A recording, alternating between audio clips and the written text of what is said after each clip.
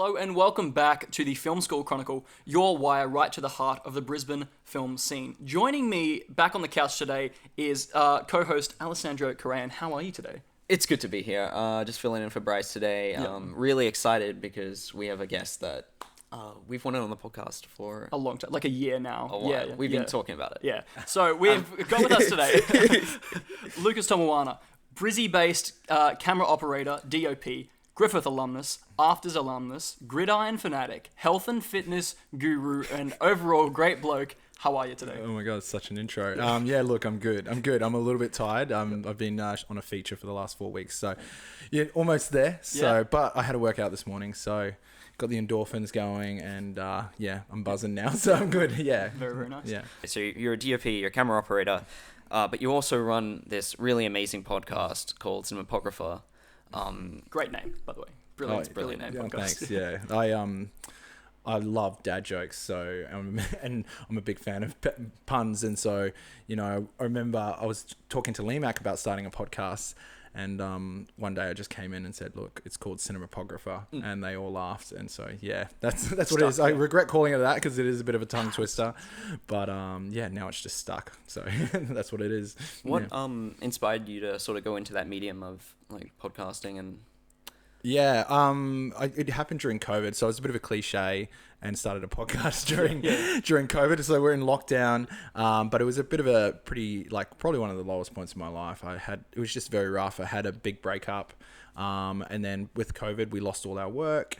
And then I was living in an apartment with my ex, and so we had to, get rid of that. And then I was like, oh my God, the world's ending. So I was like, it's an emergency, it's a crisis, go home to family. So I don't know, moving in with my dad as a 31-year-old man back then, I was like, what the hell is going on with my life? And had a lot of self-reflection, and realized that a lot of my career was about me. It was about my portfolio. It was about, getting the next job. I felt like it was just always about me, and I felt like I really wanted to help people, for however many days I've left on this earth, whether it was from a virus or whatever, old age, but I realized for the rest of my life that I really want to help people. And so had a whole bunch of friends who were like, you should be in radio. And they said this for ages, because I used to send funny voicemails to my mates all the time and be like, good morning, welcome to B105. and then they're like, Lucas, you're wasted in film, you should be in radio. And so then I was like, oh, well, why don't I do a podcast? And looked up there was this podcast course, which is from this amazing entrepreneur from Brisbane. Her name's Steph Taylor, and she does this A to Z podcast launch, and bought that.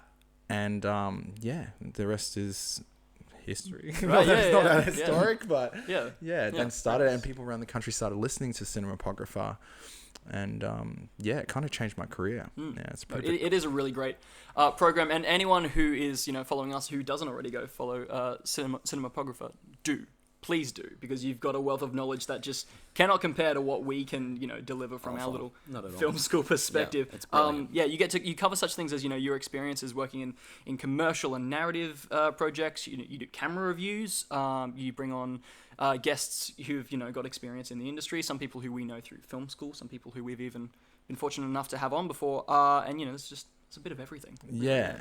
What I found was, I was giving a lot of advice to new filmmakers. It would be in the car on the way to set. It would be on the back of the tailgate at the camera truck. And I was constantly giving the same advice, and I was like, maybe I should broadcast this. And it's great now. Not that I'm trying to palm off giving advice to filmmakers, but I have lots of people that are always like, hey, how do I get into the camera department? Like, how do I network? And all these questions. And now it's great. You can access that wherever you are from the internet, 24/7. And there's so you can just scan that podcast, find a topic that you like, and search for it. But what I did make a point of, and I don't know if I'll change the intro on it, but I found like there is a wealth of knowledge out there about the craft of filmmaking, the creative side. But there's nothing about the business side, or like the industry side, right? So there's a lot of emphasis on film, but not enough emphasis on industry. So I thought, that's what my podcast is going to be about. It's like, how do you network? Like, what do I do? Do I get an ABN? Like, where do I get that? And I found, as much as I love film schools, there is a big gap of knowledge there where people finish film school and they're like, what the hell do I do now? Yeah. So I thought, this podcast can help people like that. Yeah, no, it is incredibly invaluable in that regard, because we're kind of at the same place of, staring down the barrel of definitely graduating. Yeah. God knows how, trying to get a job or unemployment, which is the the risky, far more likely one. But we've got to try and fight for it. And you're absolutely right. Like, the focus at film school is on films and filmmaking. That's cool, but that's not where the jobs are. That's not where the money is, and that's not where people our age really get to start out, is it? It's yeah. Well, I found like you spend. It's scary. It's scary, like leaving film school. Like you do what 7 years at primary school. Oh, it's changed now. But But you do primary school, then you do high school, and then you do university. So you've always had this structure, and you've always been told where to go, what classes to go to, and like these are your lecturers. And then all of a sudden there's nothing. Yeah. And it's like, it's just up to you now. You're your own boss, and so that's quite intimidating. And so I found that a lot of filmmakers go through a really tough time after film school, because, it's this mad rush to get work, and some people get work and some people don't. And then people are like, oh, and then, then sort of mental health stuff comes into it. So it's tough. So, I think we can definitely do better in terms of informing students about what to do after film school. Sorry, so you graduated GFS 2010. Yeah. AFTRS, which is the Australian Film, TV and Radio School based in Sydney. And you found yourself there in 2013. 2013, yeah. So, just a bit of a rundown. When I finished high school, I thought I was a pretty good student. I was B student. I was school captain. I thought, oh yeah, sweet. I'm going to get a good OP. Is it back to an OP system? Well, we were OP. We're last year You're OP. an ATAR. Yeah. That's alien to us. It's Anyway, long story short, I got a bad OP. I was like a 14 or something, and I was like, whoa, what the hell? I thought I'd get 12 and under, and I was like, I was going to take a gap year. And then I said, stuff this, I'm going to go study. So I had a bit of a chip on my shoulder. And so I I found this amazing TAFE course from the South Bank Institute of TAFE, which is just around the corner from Griffith. And it's gone now. But this TAFE course was a gold mine. Like, they had 35mm film, 16mm film. Like, the first short film I did was on 16mm film. And it was all practical. Yeah. So I went into this course. Mick Collis was there, who was an amazing lecturer at Griffith as well. Yeah, I actually got to have him in first year. Did you met Mick? Oh yes, yeah. Anyway, yes, no, absolutely. And Mick, he's no longer teaching anymore, but he was the person that got me into cinematography. Anyway, I did that course, 2 years TAFE, and then I was like, I want to keep studying. So went into Griffith and did 2 years Griffith. But because of my 2 years TAFE, went into second year. Yep. So that's 4 years there. And then I spent 2 years camera assisting and shooting music videos and short films and entering into the ACS Awards. So that's like 6 years there. And then I was like, I came to a bit of a crossroads. I was like, do I go spend money on a van and a trolley and go hard at being a camera assistant? Or do I apply for AFTRS? And it was a really scary moment because I was like, oh, what if I don't get in? I want to be a cinematographer. And then, I applied, and I was one of 10 to be accepted to go into AFTRS. And I remember getting that, that email, and I was just like, oh my gosh. And and then went to Sydney, and that was another turning point in my career, because Sydney's is like, AFTRS is third year at Griffith on steroids. Right. Okay. Yeah, for 1 year. Well, back then it was a 1 year course. Yep. And it's intense. So, and I find at Griffith, there's this amazing group of, there's usually I found at Griffith, there's usually a small group of students that are like the motivated students. Yeah. And there's these other, and a lot of other students are just there to have a good time, and they're kind of thinking about film, but there's the super motivated ones. Imagine like a whole cohort of like the most motivated, ambitious students. Right. That you can find. So that's what makes AFTRS awesome, because you go there and everyone's just like so driven and passionate. And it's third year on steroids. Yeah. Is in that sort of environment, is it I guess hard at first to try and stand out when you're surrounded by people who are like-minded, of course, but equally talented, but still talented nonetheless? Is that it's definitely a bit intimidating, because you're like it's supposed to be the best of the best. It's not always, but it's intimidating. But so you definitely go in there and you're like, I've got to bring my A game every day. And I think similar to Griffith third year, you would study all day, and we'd get hands on cameras, and but then at night you'd have this anxious feeling that you needed to do more. So Yeah. it was like a year of that, like, I could be studying, I could be watching films, I could be, practicing on the geared head at the school. And by the way, the gear in the facilities at Afters is amazing. They've got trucks of gear, they've got an in-house gaffer, in-house grip. You can hire out vans, and we would use these vans. So you'd get all the camera equipment. They had Alexas back then. Chuck the camera equipment into the vans, and you'd drive them around. It's brilliant. Yeah, it's an amazing school. Yeah. With a huge reputation. Yeah. So I did want to talk to the sake of connections, which is a big drive. Connections and technology, as we're going on about all this really cool tech that you got to use. Those are big drivers for people to attend film school. What was the key difference that you saw of going to GFS, which is a big film cohort, versus one that's really important connections at Afters, but a bit smaller? Yeah, I guess. I think every film school has great connections. Afters, it's mostly Sydney connections. Yeah, right. Yeah. Sydney and Melbourne. There's a few Queenslanders that can sort of afford to go down and attend that school, but it is, if you want to break into the Sydney market, there's directors and producers there, and I'm still in contact with a lot of them. Which is really important to keep, whether you're at Griffith or you're at Afters, is you keep in touch with everyone, because you got to play the long game. Because when you're in your young 20s, or you're like, oh yeah, we'll work together in 2 years time. Yeah. I'm in my 30s now. Yep. You'll get a phone call from people from 8 years ago. Right. So treat everyone well, stay in touch with people, and you never know, one of those students that you graduate will be like, hey, I'm producing a film, do you want to DOP it? I've had crazy phone calls. One time I almost shot with Baz Luhrmann. Had a phone call, and it was a student that used to study at NIDA, and he's like, hey, it's Angus. You might not remember me, but we worked together 8 years ago, and I just remember you're a good dude. We need to do this shoot with Baz Luhrmann.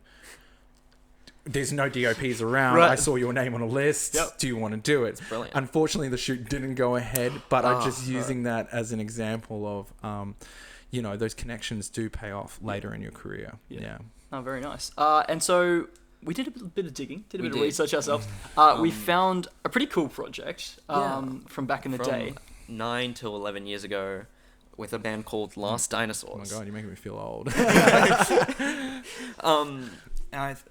Was this some of your early DP work? Yeah. So, like a lot of people, when you start out, music videos is a great medium. I don't know how, music videos in the 2000s would have these huge budgets, and then the budgets I've seen over years have gone down and down down and down. But I remember there was this cohort from QUT, and it was Tony Liu ACS. So I don't know if anyone's familiar with him, but it was him and, my gosh, Sean. I think he lectures at Griffith sometimes. Anyway, there was a group of Gilligan. Sean Gilligan. Yeah, Sean awesome. Gilligan. Okay, cool. Yeah. Yeah, it was Sean Gilligan and all these. I think it was Jade Vanderlei and Tony. There was this really good group, I think, from QT, and they did all these big music videos, and they stuck together. And I was like, whoa! And so a bunch of our students tried to mimic them and tried to get onto the music video bandwagon. And we managed to, nab a few, Last Dinosaurs. I think they were signed to, I think it was Universal back then. I don't think they signed with them anymore. But yeah, they had a bit of money. They were at first they were we've got $5,000. And for us as students, we're like, oh my gosh. Infinite cash, yeah. Yeah, totally. We were like, wow. And then that's in today's world, that is, it's not a lot. And then I think, so we did a few, and then, sorry, getting spaced out. We did those music videos, and I think we did 3 or 4 of them. I can't remember. Which one are you guys referring to? We found 3. So I think we found, is it Lost in Time? Something along the lines of that. I can't even remember. But they were fun. They were super fun. They looked like a lot of fun. Yeah. One of them, honestly, we went out to the middle of nowhere with a 5D Mark II. This is when, when I was at film school, the Red 1 got released, and the 5D, Mark II, Canon was like, we're going to put this video function on a DSLR. First DSLR ever to have video. Right. They were all just stills. And they were like, we're going to do this as a gimmick. And then it just went viral around the world. Everyone's like, oh my God, this camera's amazing. And so the cameras that we're shooting on now all started back from this 5D Mark II. So we took that out into the bush and shot this music video. It got picked up by Cinema 5D. Right. Is that website still around? I don't know. It rings a bell. Maybe as a relic. It could be current. I'm not actually sure. But so because 5D went crazy, there was this website called Cinema 5D, and they would post like the coolest 5D video thing. And they're like, check out this music video from Last Dinosaur. I'm like, it was crazy. Yeah. But it was they were an amazing band and really cool to shoot with. And I think I got a few ACS awards from it. Wonderful. Yeah. Are there any like sort of early lessons from those shoots that you think you may like? That might apply to people now. Yeah, might apply. Yeah. With music videos, it's really tough. Like, you never have enough time and you never have enough money. Like, most of the time it's a one-day shoot. Or it could be more, but you're kind of doing it at cost to yourself, right? It becomes this passion project. Yeah. But if you do like a paid one, like, there is just... You've got to get so much done in one day. Like, I think the first one we did it over a weekend. Right. And we were doing long days. And like, you do have these big ambitious ideas, but it takes a lot out of you. So it's just, if you can keep the idea simple but cinematic, that's always good. Studio shoots are great and all that, but yeah, just try and keep it simple, and then get some sick lenses and try some... The great thing about music videos, you can like do something cool. You can turn that camera upside down if you want to. I don't know. But yeah, do something creative with it. But yeah, there's never enough time and money for music videos. So it's really good training ground for you to as a filmmaker when you're starting out. So you were talking before about ACS, which is the Australian Cinematography Society. You are the vice president of the Queensland branch of that. What is that like at the moment with everything that is going on as far as industry work goes in Queensland and all these American productions coming over here? Look, I didn't do it for the title. I did it because I want to give back to community. I think the ACS is been quite significant in my career. Like, I wouldn't be where I am today if not for the ACS. There's all these amazing cinematographers and camera assistants, part of that organization, that taught me, basically. So back when 2010 days, oh my God, it seems like ages ago, there was these things called Kodak Masterclasses, and Kodak would sponsor these 3-day workshops. And you'd have like Ben Knott ACS, John Stokes ACS, and you'd have 35mm film cameras. The students would operate the cameras. There'd be like Jason Binney, like, who's like this big time focus puller, and they'd be focus pulling for you, like Duncan Scott and whatever. And they're basically a full film crew, and you were there as a cohort just watching, and Ben Knott would be telling you how to light stuff, and then they'd be like, Lucas, hop on the camera, and you're like, okay. And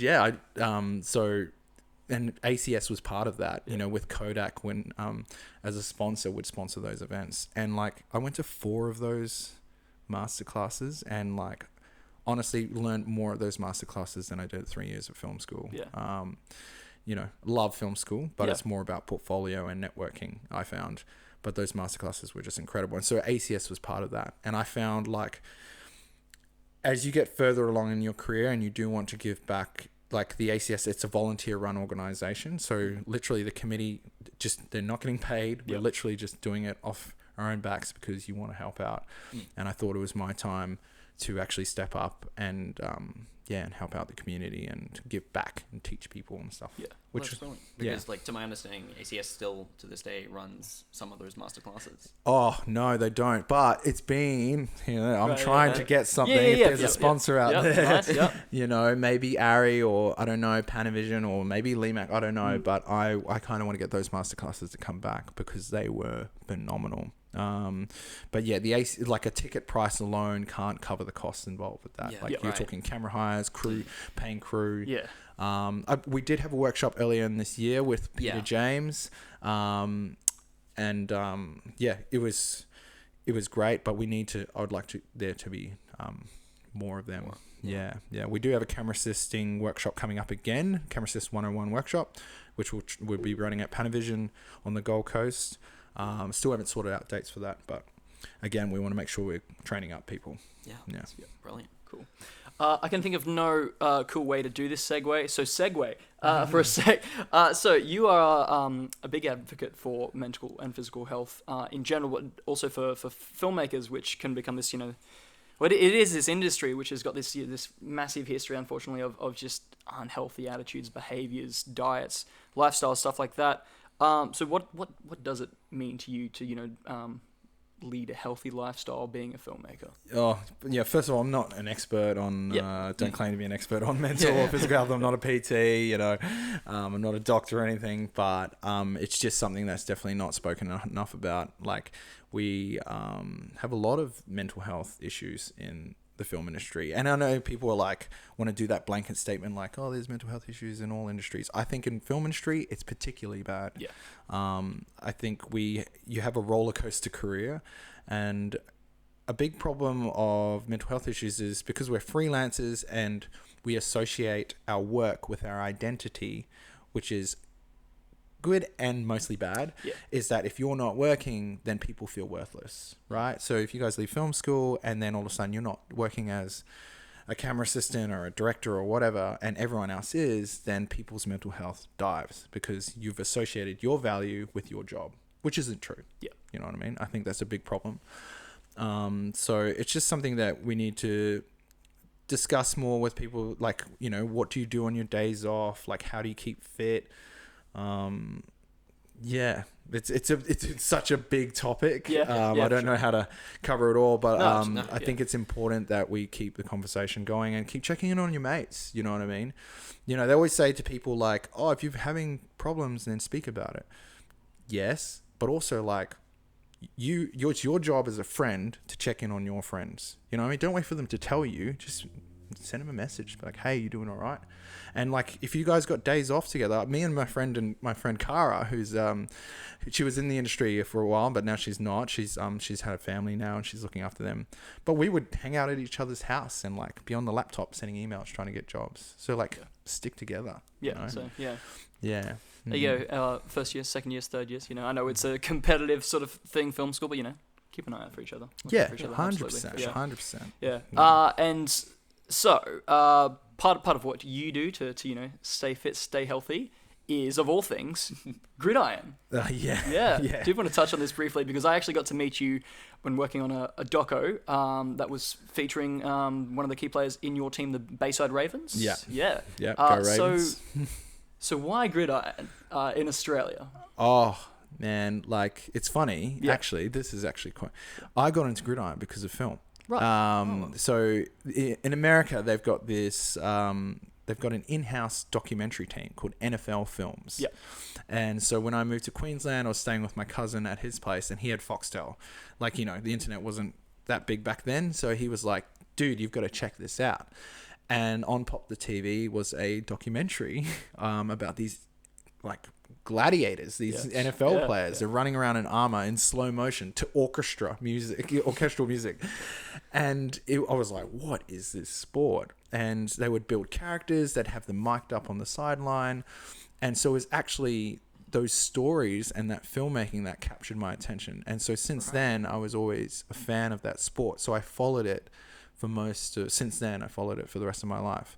And I've always, I used to play the video games and everything. And even when I was playing rugby, I used to pretend I was like in the NFL. I was like, I'm a linebacker and all that. And then it was COVID that I moved in with a friend, and he said, "Do you want to come play gridiron?" And I was like, "Hell no, I don't want to play gridiron. I'm gonna get injured. I'm 31." Yeah.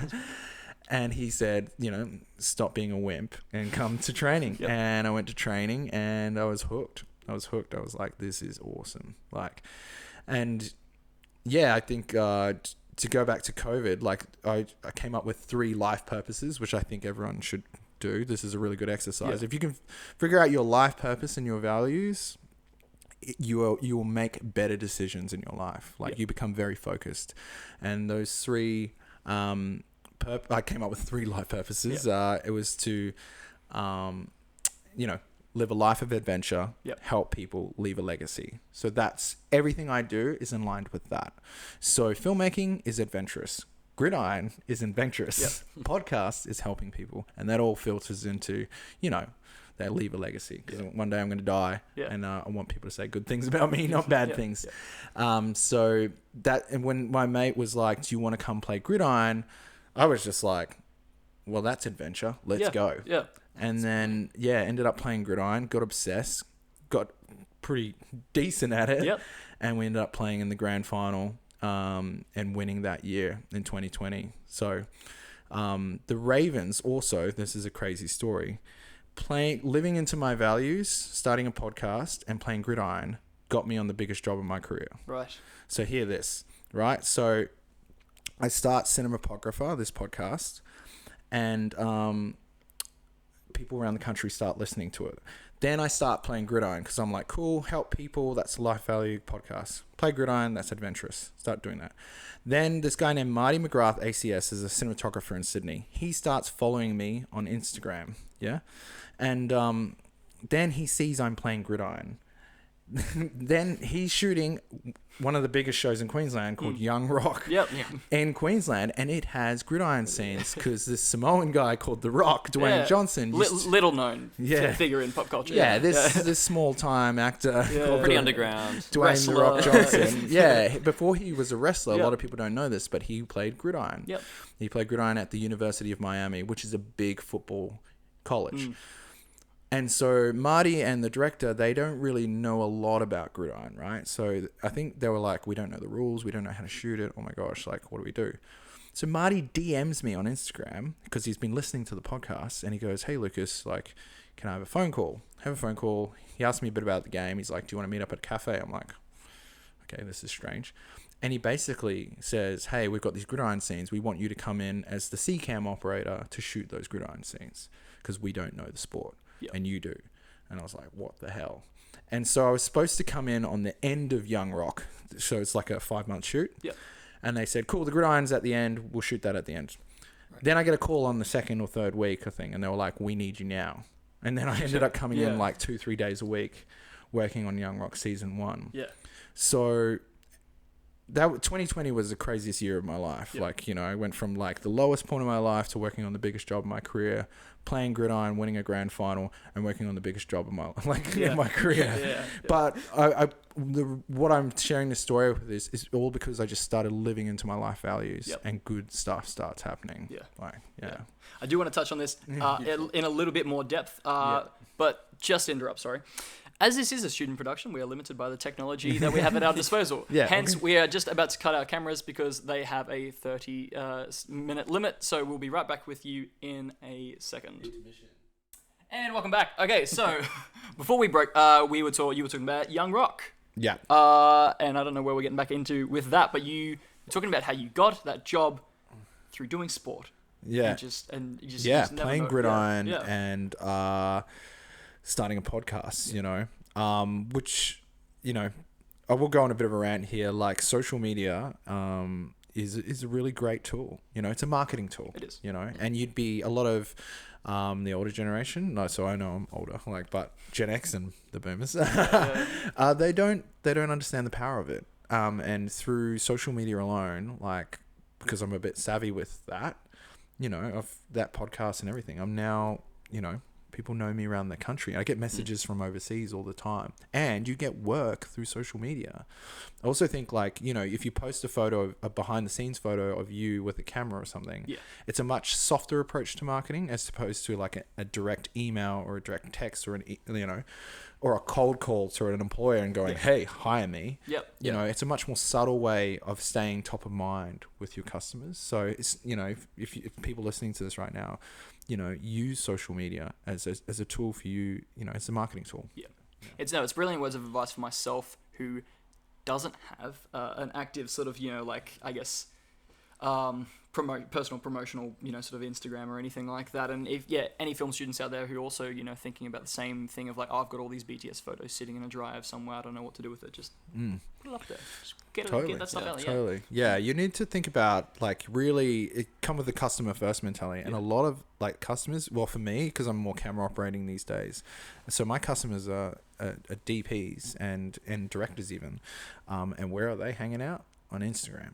So, maybe you should pop up there. Yeah, and it absolutely makes sense that you're getting work because your Instagram is beautiful. You've got a brilliant. Oh god, I think it's a mess personally. Sometimes it's just like a mix of like creative stuff with work stuff. But yeah, it's it's not a lot of followers on there, but it's about quality of followers. And I've got you got ACS cinematographers following you. So if you just post a little photo of you working, they're going to be like, oh, there's Lucas working again. Maybe I'll consider him for my next job. So use it. And and don't disregard the power of color grade on Instagram posts as well. Mate, Adobe Lightroom and a Canon R6 always helps. So definitely. Very nice. So I wanted to touch on the fact that on Young Rock and The Wilds, which is another show that you've also done Village Roadshow. Yeah. Oh, well, like you mean like where they were shot? Yeah. Was that through there? Or was that through Screen Queensland Studios? Those ones. Young Rock season 1 was Screen Queensland Studios, but season 2 was at Village Roadshow. Yeah. And then The Wilds season 2 was at Village Roadshow as well. Yeah. And with those projects, you've gotten to work with some fellow Griffith students, or I guess they're alumni now who only just recently graduated. Such people as Emma Jordan, who we've had on the show before, and Natalie Dundas, who also just graduated. Yeah. So I guess with that, what is some advice through them that you could have for film students to know that those jobs do exist, those opportunities do exist, as proven by these people who have just got it out of film school and have already got this work. Yeah, with Emma and Nat, what I'm really proud about them is that they hustle. Yeah. Do you know what I mean? Like, this career will not be given to you. And both Emma and Nat, they just went after it. Like, Nat, she texted me like, well, because we were on that sort of, relationship where we can, as a friends, that we can text each other. But she kept hitting me up. She's like, hey, is Young Rock happening? Like, I'd love to be considered as a truck loader. I wouldn't consider it like, texting all your employers, maybe doing now. But, Nat and I are friends. So that's what she did. And, I put her CV forward to the ACAM First AC, and he was satisfied and she got the job. Emma Jordan, I think she got an opportunity on Young Rock season 1, and she did just a year of truck loading. She did Young Rock season 1 and The Wild season 2 back to back. So that's like 1 year of truck loading. And now she's a second AC, and she's like an incredibly well-trained second AC. But the common theme is that they hustle. Like, they hit people up for work. They're, you kind of have to be aggressive in this career. It's just not going to be handed to you, right? So if you want to get into the camera department, you need to make a list of all the focus pullers in Brisbane, and you need to contact them, and you need to join the ACS, and you need to be at every single ACS event and be shaking their hands and being like, hey, I'm around. It's just not going to be given to you. And there's a lot of people coming out of Griffith that are doing that. And I'm really proud to see them. They're all working now. So, yeah. And as far as, aiming for something achievable for, people coming right out of film school, what are, apart from, truck loader, which is spoken about, what are those sort of, roles that younger people can actually aim for and that they could possibly land? Yeah, well, you just had Lily Smith. Lily Smith, Corey Smith, I think is her name, and Carmen's just went in upright as a truck loader. So it's usually if you're looking to go into drama, which is probably if you want the most thorough training in the camera department, you go into drama. You can do commercials, but you're doing 1 or 2 days, and then you have a month till you get your next commercial, and then you might do another day. So it's very inconsistent teams and kind of inconsistent learning. If you want thorough training, then you go into a drama. So you do like 5 months of training, and it's like a military boot camp, right? You learn everything, and you do it all day, every day for 5 days a week for like 5 months. So by the end of that, you're really well versed. So if you're going into drama, it's usually a truck loader, or you can go into the video team. That's so. In smaller productions like commercials, the video split is like one person and is part of the camera team. On a bigger production, because there's like so many more monitors, it's an entire department. So you've got the video department, and depending on that size of the department, so you've got like maybe 2 or 3 entry level positions in the video department, and so they work closely with the camera team. So you can look into camera, lighting department as well. So you can be in a lighting assist. I think lighting is an underrated pathway to cinematography. I personally love lighting. Lighting's a bomb. If you camera department's quite competitive and you're finding that you're not getting much work, go into the lighting department. And to be honest, cameras are easy to learn. Lighting, that's an art, you know. So lighting department, if you can get in there as well. So yeah, video team or truck loader in the camera department, or if you can do an attachment in the camera department, or you go into like a lighting assist position in the lighting department. That's probably the roles you're looking at if you're looking to get into a cinematography related. Yeah. I wouldn't quite go into grips because you'll probably just get labeled as a grip. Yeah. I love the grips. Yeah. If I wasn't doing camera department, I'd be in the grip department. Yeah. Like I think it's a very fun. They're a wacky bunch. Yeah, they're like tradies basically. Yeah. They're tradie, like, you know, fancy tradies. That's what the grips are. But they work with some really cool tools, like, you know, cranes and camera tracking vehicles and dollies, and it's fun. Like I really like sort of manual sort of labor. I'm a physical guy, and so they work with a lot of heavy stuff, and so I think grip department's cool. But yeah, cameras for me. I want to jump way back to the start of our conversation, and also jumping way back for you, trip down memory lane, back to like second and first year of uni. Right. Yeah. And I want to know right from the source if there's any sort of like feelings or emotions or anything that you remember going through at that point in time, and maybe some words of advice that could land to our audiences before they even get to third year. You know, some sort of any sort of helpful stuff there. I remember like production managers coming in and saying you need to network, and that scared the hell out of me. Yeah, because I came from and I'm not so humble now. I guess I'm a much more out there, extroverted now. But back then I was a lot more quiet, and I was like, how the hell do I network? Like, how do I promote myself? Like, I've never had to sell myself to someone. And I was like, oh my God, that's so intimidating. I have to go up to these people and shake their hand and then somehow ask for a job. But it does come. It does come through practice. And also, like, you know, when you're networking and trying to, you know, meet these focus pullers and cinematographers, like, they know the game. Like, they know that you're looking for work. And they kind of help you out. They're like, well, yeah, no worries. Give us your number. And if I've got a position. So it's not this whole, like, you coming up to a person and then being like, don't talk to me. Yeah. I found out that, you know, the older generation do want to help people. So they are looking for people to help them, or work experience people, or camera attachment people. So yeah, I found that kind of intimidating, like the networking aspect. I felt like I was also pretty impatient. I felt like I was like, I just want to know cinematography now. Like, I just wanted everything now. And also, I didn't realize, like, you're so young at film school. You're like, mate, you're straight out of high school. And I wanted to be a DOP back then. I was like, I want to be a DOP at 19. I want to be Mark Zuckerberg by 23 or something. It was just, it's, you know, and like, I love the ambition and the hunger that you have when you're younger. But man, like, chill. Like, you got time.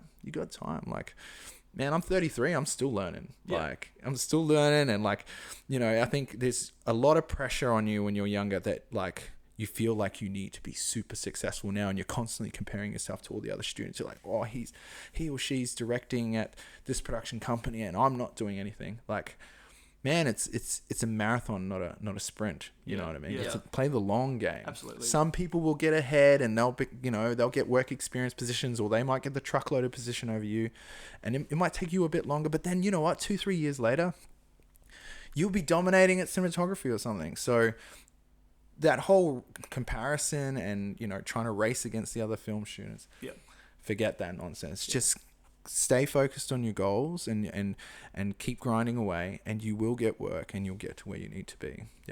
That's what I'd say. Relax. I did want to touch on one final thing. Thinking back to, you know, Grad Slate, I'm sure it was very different for your year, you know, in third year compared to how it is run now.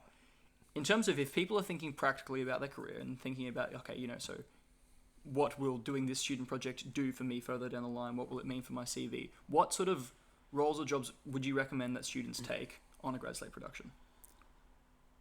The one that you aim to do in the future. Yeah. You know, like, the great thing about film school is, you know, it's great for networking, and you get portfolio, and you get the chance. This is what you get the chance to be a head of department. You know, if you just go straight into the industry, which you can, there's nothing wrong with that. Mate, you don't get to be a DOP. No. You have to start as a truckloader, and, you know, maybe at lunchtime you might get to touch the camera. But the great thing about film school is you can be a head of department, and you can make mistakes in pretty much like a risk-free environment. Yeah. You know, you're not going to get fired. You know, your lecturers just be like, well, you shouldn't have lit it like that. Yeah. But if you do that on a bigger project, you don't get the call again, and you might get fired or something like that. So that's the great thing about film school is you can like play around, like have fun. So yeah, with your grad slate, definitely don't leave it to chance. Get in early with the directors. Like, say if you want to be a cinematographer on a grad slate, in second year, this is what I would do. Maybe because I'm a bit intense, but I would make a list of all the directors that you think you can work with, and I would start making friends with them and be like, hey, what project do you have for next year? I'd love to be your cinematographer. And that's good practice for the industry, right? Don't leave stuff to chance, you know?